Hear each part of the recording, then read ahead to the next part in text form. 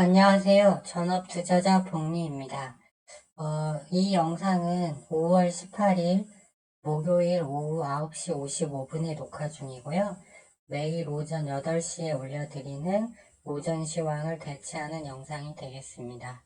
일단 현재 시장의 흐름이 미국장은 굉장히 좋죠. 그래서 이제 호재이 될 만한 것보다는 악재가 될 만한 것들을 미리 살펴보는 게 중요하다고 생각하고 있습니다. 그래서 봤을 때 현재 시장의 노이즈로 작용하고 있는 것은 미국 정부 부채, 즉 미국 채무한도 상향 협상이 되겠습니다. 어제는 이거 바이든 대통령이 좀 좋게 얘기해서 미국 증시 반등의 빌미가 됐는데요.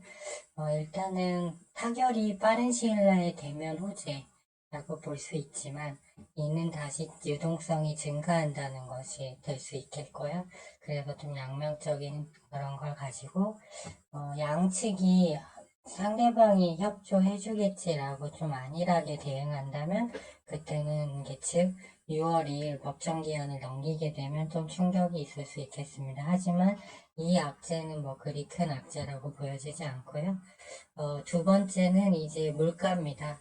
연준이 근원 CPI를 중요시하고 있는데 근원 CPI가 빨리 내려와야 줘야 하는데요. 5개월 동안 0.2%밖에 안 빠졌습니다. 근데 근원 CPI의 비중치의 66%를 차지하는 게 임대료 즉 렌트거든요. 그런데 6월 달에 발표될 이 임대료가 많이 내려가서 근원 CPI가 내려오면 증시는 계속 올라갈 것이고요. 정체되면 지금처럼 박스권 흐름, 만일 근원 CPI가 최근에 집값이 오르고 고용이 견고하기 때문에 다시 상승 반전한다면 증시는 하락이 나올 걸로 보고 있습니다. 참고로 전년 대비 가장 많이 임대료가 내려올 수 있는 구간은 8월하고 9월이 되겠습니다. 그러니까 6, 7월은 아마 좀 횡보하는 흐름이 나오지 않을까 이렇게 보고 있고요. 가장 당면한 이제 문제는 이겁니다. 지금 통화시장, 증시는 계속 좋은데 통화시장이 좀 경고 시그널이 나오고 있어요. 그게 뭐냐면 유로화가 달러 강세와 약세에는 유로화와 위안화, 엔화 세 가지 통화가 가장 많은 영향을 미치는데요. 최근 유로화, 독일 증시는 오늘 또 신고가를 쓰고 있죠. 그런데 유로화가 조금 약세 전환되고 있고요. 그 다음에 위안화는 7위안을 돌파했어요. 이게 원래 기준선인데, 그리고 엔화도 지금 135를 넘어서 137까지 올라왔고, 이게 월봉 차트인데, 원달러 환율도 1336원으로 소폭 내려오긴 했지만, 월봉 추세로만 보면 위로 올라가는 그림이에요. 이렇게 되면 달러 강세가 지금 시장에 대해서 약간의 경고를 해주고 있는 것이 아닌가 해서 통화시장을 좀 잘 살펴봐야 된다 이렇게 보고 있고요. 요즘 시장 트렌드입니다.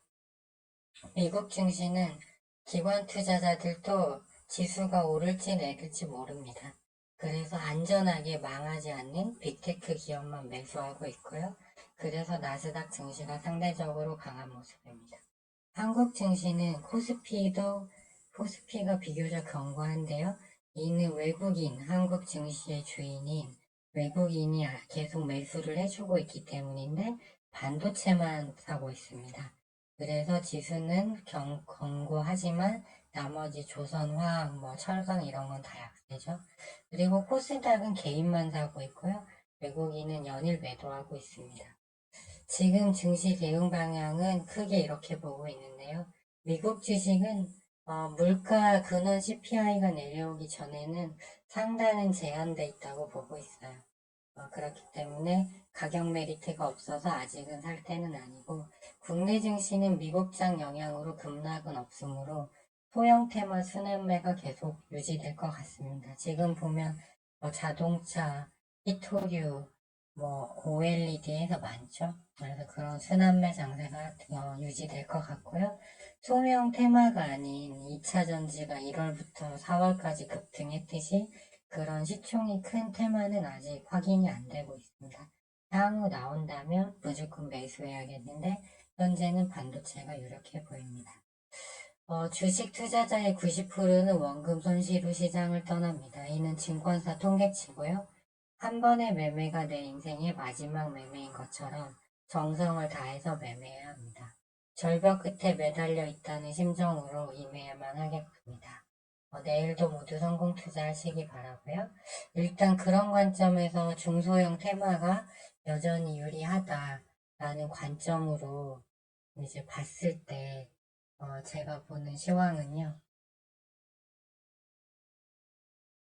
일단 지수를 보시면 코스닥은 지금 20일 이평선이 내려 찍고 있는 형태라 여기서 기술적 반등 한번, 또 여기서 한번 그룹대 하단이니까 나왔다가 오늘 갭 떴다가 밀렸죠. 그래서 오늘 미국장이 다시 조정을 받으면 다시 내려올 걸로 보여져요. 그래서 아직 하단을 예단하기는 좀 힘든 모습이다. 이런 시황입니다. 그런데 현재 미국 선물은 다우지수 선물은 소폭 하락, 나스닥은 좀 강보와 흐름을 일단 보이고 있습니다. 그래서 이제 위치를 봐야겠죠. 최근에 테마가 매우 많으니까. 근데 그렇게 봤을 때 일단은 저점에서 충분히 쉬었다가 치고 올라오는 섹터가 유망한데 그리고 내일부터 또 G7 회의도 있잖아요. 그래서 삼화전자, 상신전자, 이지, 덕양산업, 라이콤, 유니온 머티리얼이 전부 다 하단에서 오늘 거래량 실리면서 좀 올라오는 모습을 만들어주고 있어요. 그래서 이제 내일은 일단 G7 회의가 열리는 날이라 일단 매수세가 많이 다른 섹터가 약세라면 이쪽으로 좀 쏠릴 것 같고요. 그렇게 됐을 때 주말 회의가 금요일에 시작해서 일요일에 끝나고 성명서들이 나와요. 근데 중국에 의존하고 있는 광물에 대한 의존도를 줄이자. 그리고 오늘 중국 외교부가 다시 대만 가지고 장난치면 불타 죽는다라고 강하게 발언을 했잖아요. 근데 이번 회의에서 처음으로 그 대만 관련 문제가 현상 유지 쪽에서 성명서에 실릴 예정입니다. 그래서 좀 갈 확률이 좀 그렇다면 시세가 지금 유니온 머티리얼도 보시면 시세 주고 한 2주 조정 받고 지금 올라오는 그림이고 덕양은 계속 올라왔네요. 그 다음에 삼화전자는 눌렸다가 다시 올라가는 영역이기 때문에 적어도 일단은 내일까지는 이 히토류 테마 흐름이 좀 좋을 것 같고요. 만일 이제 정고점까지 트라이 한 후에 만일 이제 그 G7 회의에서 중국을 자극할 수 있는 내용이 나온다면 좀 더 시세가 이어질 걸로 보고 있습니다. 자동차는 그다음에 뭐 로봇, 그다음에 뭐 바이오 제약, AI, 뭐 엔터, 뭐 여러 지금 중소형 테마가 있지만 일단은 2주 정도 조정받고 이슈 타고 올라가는 히토류 테마가 일단은 내일부터 하고 내일 모레까지 계속 좋은 흐름이 일단 나올 걸로 보고 있습니다. 그리고 나서 이제 다시 워낙 요즘 시황이 빨리 변해서요. 이제 중소형 테마 순환매 흐름도 굉장히 빠릅니다. 그래서 지수 흐름 잘 보면서 당분간 지수가 이렇게 20일 이평선이 위로 다시 우상향하는 정배열 구간이 나올 때까지는 이런 식의 매매로 계속 이걸 할 수밖에 없는 상황이고요. 이제 나중에 정배열이 되면 그때 가서 반도체 섹터는 노려볼 생각입니다. 그럼 모두 편한 밤 되시고요. 도움이 되셨다면 좋아요와 구독 신청 부탁드리겠습니다. 그러면 저는 내일 오후 4시에 다시 마감 시황을 가지고 찾아뵙도록 하겠습니다.